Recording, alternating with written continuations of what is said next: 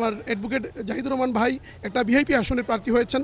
এখানে মানুষের স্বতঃস্ফূর্ততা দেখে আমার কাছে মনে হয়েছে এই ফেসিবাদের আমলের শিক্ষামন্ত্রী সাহেবের শিক্ষানীতি ধ্বংসের যে পায়তারা করেছিলেন তার বিরুদ্ধে মানুষের একটা গণজোয়ার তৈরি হয়েছে এখানে, এবং ওনারা আমার দলের মনোনীত প্রার্থী অ্যাডভোকেট জাহিদুর রহমান ভাইকে পেয়ে আত্মতৃপ্তি বোধ করতেছেন যে এই মানুষটাকে যদি আমরা নির্বাচিত করি তাহলে আমাদের এলাকার উন্নয়ন অবশ্যম্ভাবী।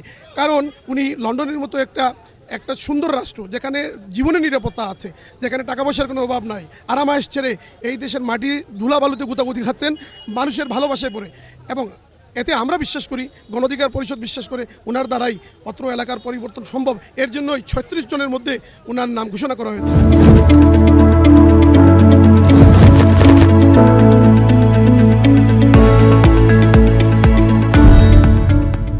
আপনারা জানেন গণ অধিকার পরিষদ 18 কোটা আন্দোলনের পর থেকে একটা চলমান প্রক্রিয়ার মধ্যে দিয়েই 2021-এ রাজনৈতিক সংগঠন হিসাবে আত্মপ্রকাশ করেছে।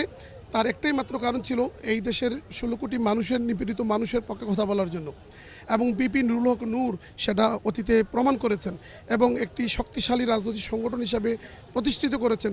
এতে ঈর্ষান্বিত হয়ে এই সরকার এবং এই সরকারে থাকা কিছু পুলিশ সদস্য এবং সেনাবাহিনীর সদস্য ঈর্ষান্বিত হয়ে ওনাকে প্রাণনাশের জন্য চেষ্টা করেছিলেন, যার তীব্র নিন্দা জানাই। আমরা এই সরকারের কাছে আমাদের এটা কাম্য ছিল না। আপনারা জানেন জুলাই বিপ্লবের রক্তের উপর দাঁড়িয়ে কিন্তু এই সরকার আছে, টিকেও আছে, আর আমাদের সমর্থনেই কিন্তু এই সরকার আজকের চেয়ারে বসেছেন। ওনারা কিন্তু নির্বাচিত সরকার না। আপনারা দেখেছেন অতীতে অনেকগুলো বছর গেছে এই দেশে কোনো আন্দোলন হতে দেয়নি ফ্যাসিবাদ সরকার, এবং ফ্যাসিবাদ সরকারের আমলে কিন্তু গণ অধিকার পরিষদই একমাত্র মাঠে ছিল। আপনি বিএনপি বলেন, জামাত বলেন, কাউকে আমরা কিন্তু মাঠে দেখি নাই। আমাদের আন্দোলনের ফসল কিন্তু আজকে এই দেশের এই জাতি উপভোগ করতেছে। কিন্তু পক্ষান্তরে দেখা গেল বিপি নুরুল হক নূরকে মেরে ফেলার একটা ষড়যন্ত্র। আমরা আপনাদের মাধ্যমে তার প্রতিবাদ জানাই এবং তার সুষ্ঠু তদন্ত এবং বিচার দাবি করি। পাশাপাশি আপনারা দেখেছেন আজকে যেখানে দাঁড়িয়ে এক কথা বলছি, আমার অ্যাডভোকেট জাহিদুর রহমান ভাই একটা ভিআইপি আসনের প্রার্থী হয়েছেন।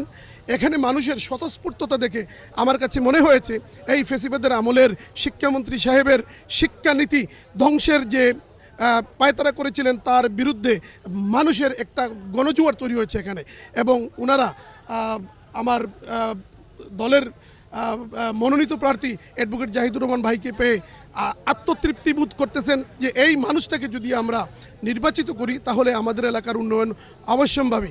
কারণ উনি লন্ডনের মতো একটা সুন্দর রাষ্ট্র, যেখানে জীবনের নিরাপত্তা আছে, যেখানে টাকা পয়সার কোনো অভাব নাই, আরামায়েশ ছেড়ে এই দেশের মাটি ধুলাবালুতে গুতাগুতি খাচ্ছেন মানুষের ভালোবাসায় পড়ে, এবং এতে আমরা বিশ্বাস করি, গণ অধিকার পরিষদ বিশ্বাস করে ওনার দ্বারাই অত্র এলাকার পরিবর্তন সম্ভব। এর জন্যই 36 জনের মধ্যে ওনার নাম ঘোষণা করা হয়েছে।